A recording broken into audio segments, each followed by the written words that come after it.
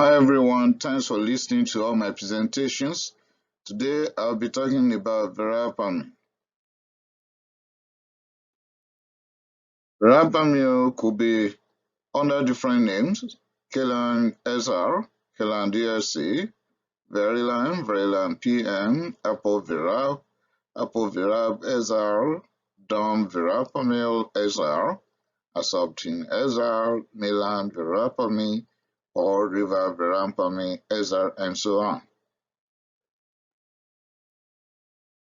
Verapamil belongs to the class of medications known as calcium channel blockers. The calcium channel blockers are divided into two broad classes, that is, dihydropyridine and non-dihydropyridine. Verapamil is a member of the non-dihydropyridine calcium channel blocker.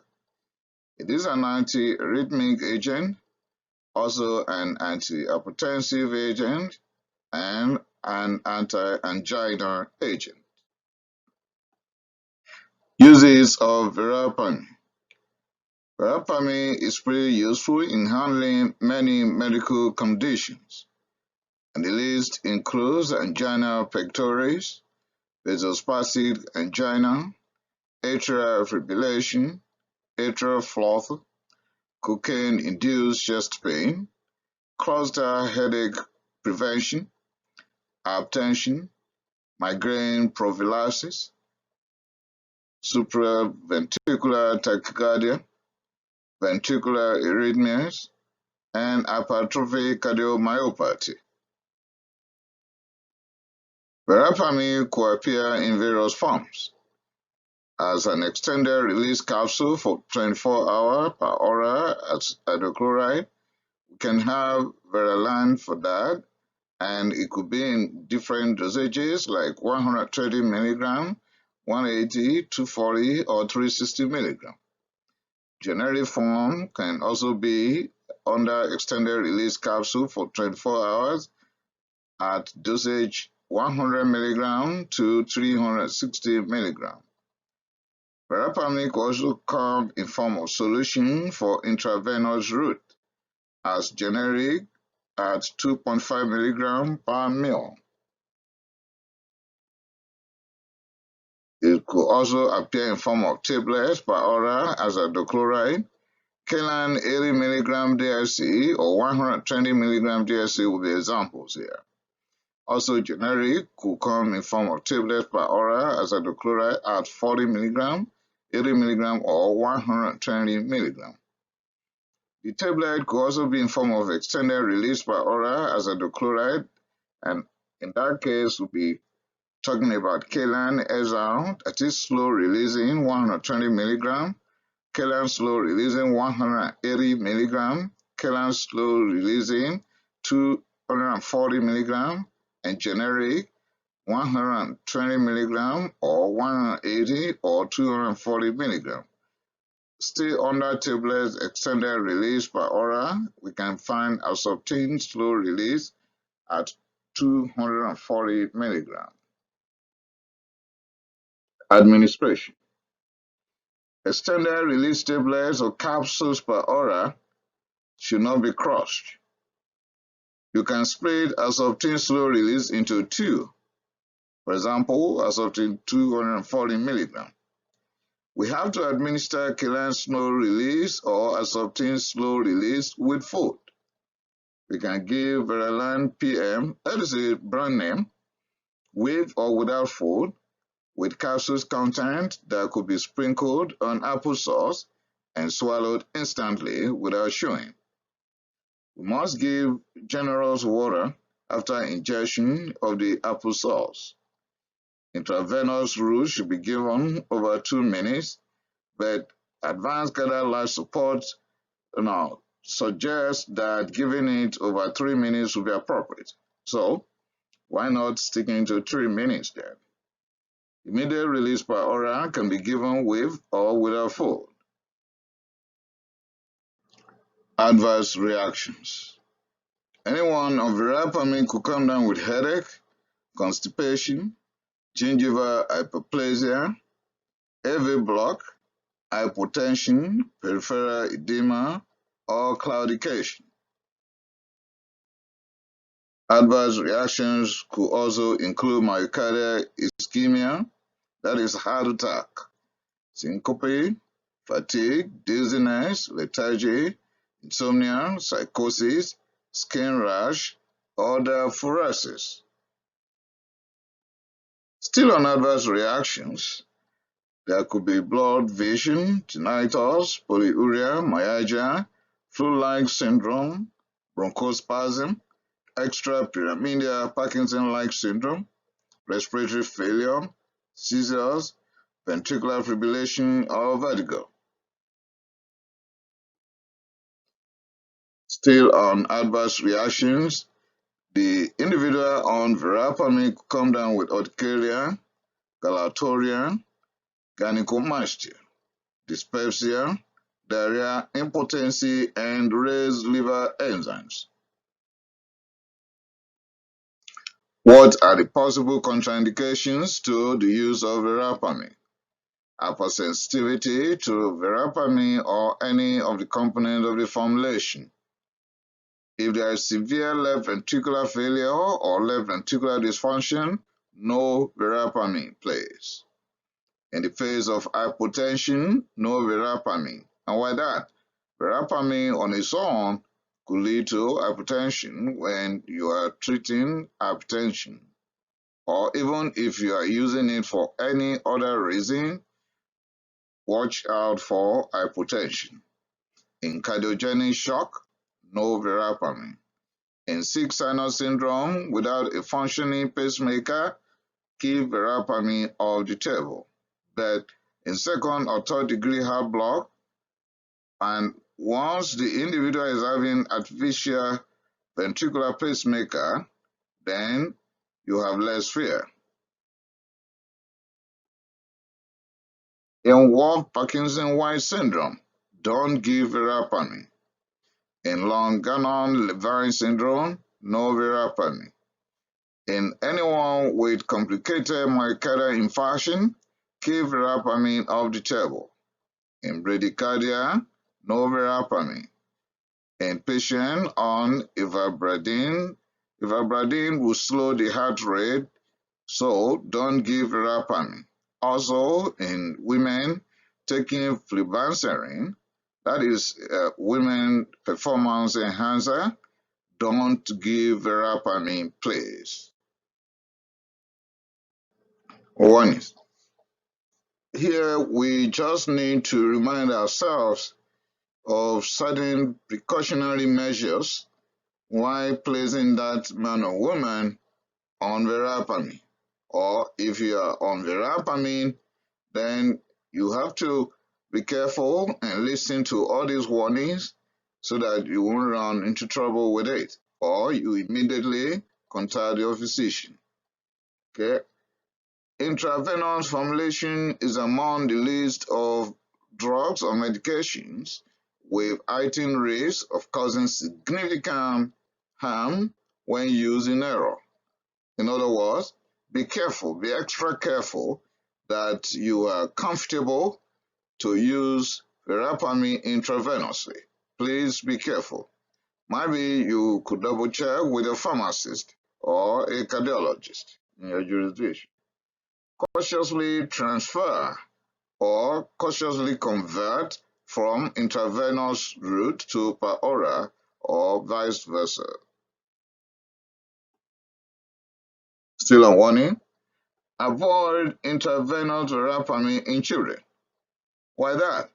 Because of the possible cardiac arrest, bradycardia, and hypotensive reactions. Well, as far as I'm concerned, I will not administer this unless instruction is specifically backed by a cardiologist. In older children, you can cautiously give verapamil through intravenous route. But like I've said, I won't even go near that. AV block is likely going to occur, and that may lead to asystole. There may be bradycardia or hypotension. it's likely that we'll be dealing with increased liver enzymes, including a rise in bilirubin. So anyone with hepatic impairment, we need extra caution. There may be syncope, and the syncope could be secondary to hypotension. Still on warnings. In Wolff-Parkinson-White syndrome, no verapamil plays. And why that? There is likelihood of the anterograde conduction down the accessory pathway. And what would that lead to? That would be leading to ventricular fibrillation. And someone will say, okay, ventricular fibrillation, and so what? Without defibrillation on time, it could lead to asystole. And without advanced cardiac life support calling code blue, the individual could end up in the morgue. Still on warnings, we have to decrease the dose of verapamil in anyone with myasthenia gravis or Duchenne muscular dystrophy. And why that? Because it is very likely that there will be decreased neuromuscular transmission in this set of people. Also, we have to be careful. We may be running into increased intracranial pressure in anyone taking verapamil. Because of that, we have to be careful when we give verapamil in anyone with supratentorial tumors, particularly during surgery at the time of anesthesia. Still on warnings, we should remember that verapamil will have negative inotropic effects, and that will likely worsen left ventricular dysfunction. Because of that, it is advisable that we should keep all calcium channel blockers off the table when we're dealing with patients with heart failure. And we have to be cautious in renal and hepatic impairment as well. In some literature, it is appropriate to use some calcium channel blockers in heart failure, and that will be limited to dihydropyridines only. Okay, no non-dihydropyridine, that is verapamil or diazepam, in the face of heart failure.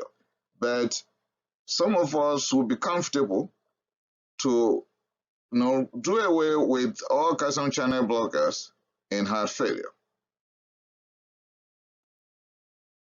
Drug-drug interaction. Because of the long list, I will not be able to go over that right here. But you have the opportunity to contact your pharmacist, your clinical pharmacologist, or better still, the cardiologist in your jurisdiction. In pregnancy, it is better to avoid verapamil. But if you must give it, discuss with obstetrician, cardiologist, and pharmacist. Dihydropyridine calcium channel blockers are better in pregnancy compared to non-dihydropyridine. And someone is saying, give us an example of dihydropyridine. Well, I'll just give you two here, and then you check the rest on your own. Nifedipine and amlodipine. You can now search the rest for lodipine and the rest of that. Monitoring. Why do we need to monitor? We've gone through the adverse reactions, the warnings already given, so we can't just administer this medication and turn our back. The blood pressure, the heart rate must be monitored very closely. And of course, because of the effect on the liver, we need to know what a liver function test is before prescribing the medication, and on anyone that will be taking this medication for a long time.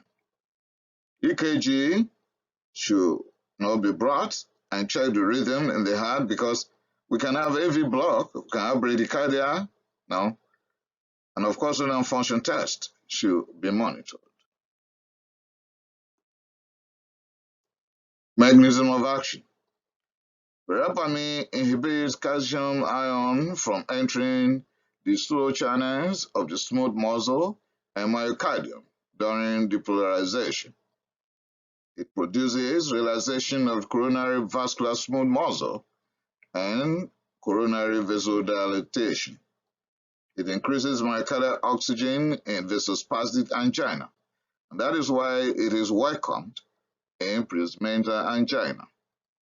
It slows automaticity and conduction of AV node, and that is why it is useful in arrhythmia.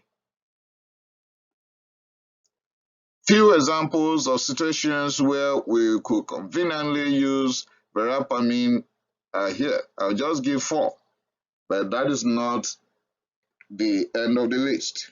Okay, number 1, angina pectoris. In angina pectoris with chronic stable angina, when beta blockers are contraindicated, then you can comfortably grab your verapamil. You can give verapamil at 80 to 120 mg per hour 3 times daily, and the maximum dose is 480 mg per day in 3 divided doses. Extended release form of verapamil could be given from 180 mg per hour once daily, and you can increase the dose of the extended release form every 14 days to the maximum dose of 480 mg per day in 2 divided doses, which means the first example given would be verapamil immediate release.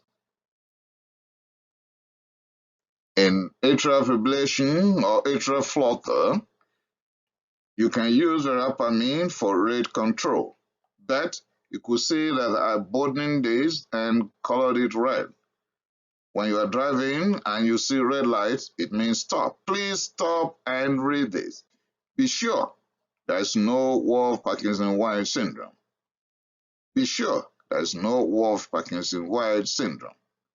So, if that is it, and this is atrial fib or atrial flutter, and you've ruled out Wolff-Parkinson-White syndrome, and you want to control the rate, grab your verapamil intravenously. 5 to 10 milligrams given over 2 to 3 minutes. I will choose the 3 minutes, and you can repeat the above after 30 minutes, but be in contact with your cardiologist, please. You can start infusion at 5 milligrams per hour, and the maximum you can go is 20 milligrams per hour. In cocaine-induced chest pain, guys, check my channel for street drugs that I've published. I have given details of what you're going to face when you try all these things. Please stop them. Okay, in case someone will not take heed to piece of advice given, now has ingested cocaine, now having chest pain, we don't give beta blockers in them. Why that? There's no need of beta blockers there because cocaine will work on both the alpha and beta receptors. So when you bring the beta blockers to block the beta receptors, what's happening to the alpha adrenergic system? It will go unopposed because the alpha will not be blocked. Therefore, grab your calcium channel blocker in the face of chest pain in individuals who had ingested cocaine.